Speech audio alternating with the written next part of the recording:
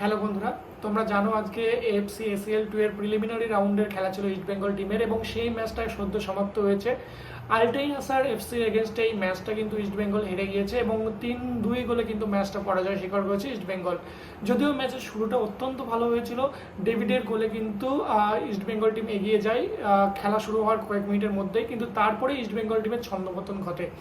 আলটাইন কিন্তু তাড়াতাড়ি গোলটা শোধ করে দেয় এবং এরপর ইস্ট বেঙ্গল যেন হঠাৎ করে আল্ট্রা ডিফেন্সিভ হয়ে গেল। যদিও ইস্ট বেঙ্গলের যে ডিফেন্স সেটা নিয়ে কিন্তু একটা প্রশ্নচিহ্ন ছিল, কারণ তারা ডুরান্ডে এখনও সেভাবে শক্তিশালী টিমের মুখোমুখি করেনি এবং যার জন্য তাদের ডিফেন্স কেমন খেলবে সেটা নিয়ে চিন্তায় ছিল। যদিও আক্রমণ ভাগ এবং মিডফিল্ড অত্যন্ত ভালো ইস্ট বেঙ্গলের, তো আজকে সেই ভয়টাই কিন্তু সত্যি হয়ে দেখা গেল, যেখানে আলটাইনের বিপক্ষে কিন্তু 3-3টে গোল হজম করলো ইস্ট বেঙ্গল টিম।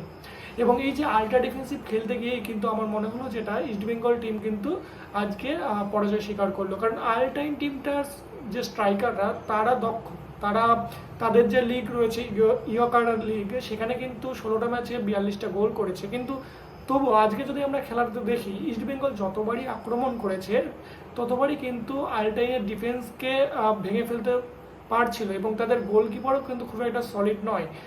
কিন্তু ইস্ট বেঙ্গল প্রথম গোল পাওয়ার পর হঠাৎ করেই যে ডিফেন্সিভ খেলতে শুরু করলো, তার এফেক্ট কিন্তু আস্তে আস্তে টিমের উপরে পড়তে থাকলো এবং যেখান থেকে তাদের মিসপাস হতে লাগলো। লালচু লুঙ্গা কিন্তু আজকে একদম বাজে খেলেছে বলা যায়।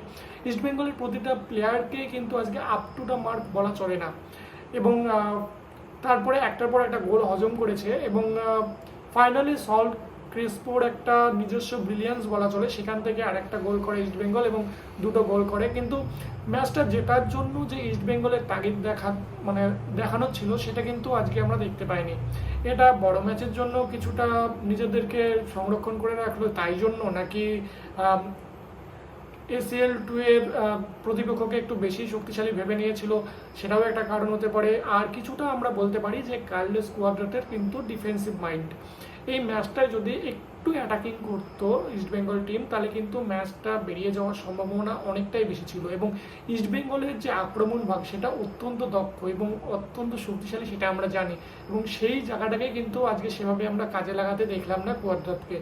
বরং যেটা ইস্ট বেঙ্গলের সব থেকে কঠিন জায়গা সেটা হলো ডিফেন্স, অনেকটাই উইক, যেখানে আনোয়ার আসার পরে কেমন হবে অবস্থাটা সেটা পরবর্তী ব্যাপার। কিন্তু বর্তমানে যে ডিফেন্স নিয়ে চিন্তা, সেইখানে ডিফেন্সিভ খেলতে গিয়ে কিন্তু কুয়াদ্রাত ডোবালো বলা চলে ইস্ট বেঙ্গল টিমকে। তবু এই ম্যাচ হারের পরেও কিন্তু এফসিতে ইস্ট বেঙ্গলের যে পর্যায়ে রয়েছে সেটা এসিএল 2 এর কিন্তু বন্ধ হয়ে গেল, কিন্তু চ্যালেঞ্জ কাপে ইস্ট বেঙ্গল কিন্তু প্রবেশ করবে।